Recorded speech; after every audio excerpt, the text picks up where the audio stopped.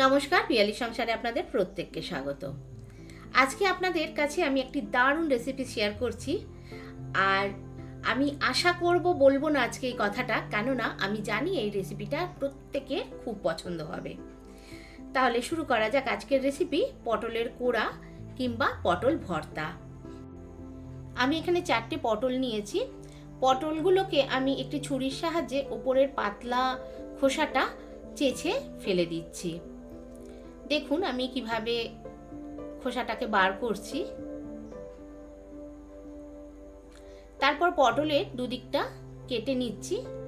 আমার সম্পূর্ণ ছাড়ানো হয়ে গেছে। ভালো করে ধুয়ে একটি গ্রেটারের সাহায্যে আমি গ্রেট করে নিচ্ছি। আর আমি ভেতরের যে বীজটা সেটা ফেলে দিয়েছিলাম। আর যদি নরম থাকে তাহলে কিন্তু রেখে দেওয়া যায়। দেখুন আমি একটি চামচ দিয়ে বীজটাকে বার করে নিচ্ছি। বীজটা থাকলে কিন্তু খেতে ভালো লাগবে না, যেহেতু বীজটা শক্ত হয়ে গেছে। আমি এইভাবেই সবকটা পটল কুড়ে নিলাম। এরপর একটি কড়াই বসিয়ে ওর মধ্যে কিছুটা সর্ষের তেল দিলাম। সর্ষের তেল গরম হয়ে যাওয়ার পর আমি একটা শুকনো লঙ্কা ভালো করে ভেজে নিলাম। শুকনো লঙ্কাটাকে আমি ভেজে তুলে নিলাম। এরপর আমি কয়েকটা রসুন ছাড়িয়ে রেখেছিলাম, তো সেগুলো দিয়ে ভালো করে ভেজে সেটাকেও তুলে রাখলাম।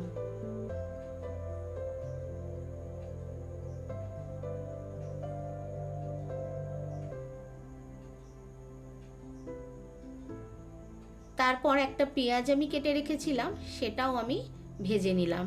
তবে পেঁয়াজটাকে খুব লাল করে ভাজিনি, একটু হালকা করেই আমি ভেজে তুলে নিলাম। দেখুন আমি হালকা লাল হয়ে এসছে, আমি এই অবস্থাতেই তুলে নিলাম। তারপর আমি ওই কড়াইয়েই আর একটু তেল দিয়ে কুড়িয়ে রাখা যে পটলটা কুড়িয়ে রেখেছিলাম সেটা দিয়ে দিলাম। একটু কালো জিরে ফোড়ন দিয়ে পটলটা দিয়ে দিলাম, দিয়ে ভালো করে ভেজে নিলাম। সঙ্গে একটু লবণও দিয়ে দিলাম।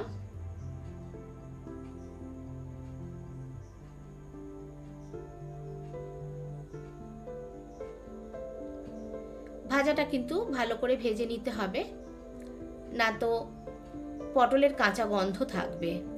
সেটা যখন চলে যাবে ভালো করে নাড়াচাড়া করে একটু লালচে করে ভেজে নিয়ে নামিয়ে নিলাম।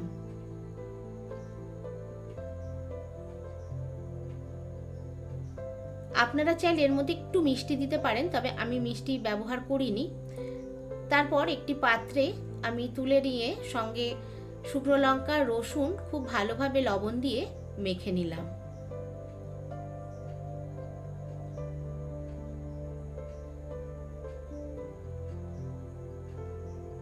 এটা গরম ভাতে খেতে কিন্তু অপূর্ব লাগে। দেখুন পেঁয়াজ সমেত আর একটু কাঁচা তেলও দিয়েছি আমি। কাঁচা তেল দিয়ে গন্ধটা কিন্তু খুব ভালো বেরোয়।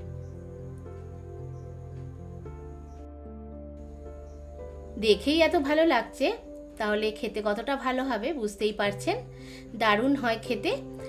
আর এটা কিন্তু গরম ভাতের সঙ্গে অপূর্ব লাগে। আপনারা যারা এখনো কোনোদিন এটা করে খাননি অবশ্যই করে দেখবেন, খুব ভালো লাগবে।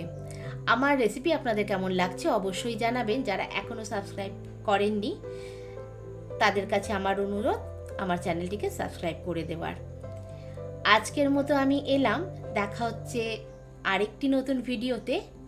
আপনারা সবাই খুব ভালো থাকবেন। নমস্কার।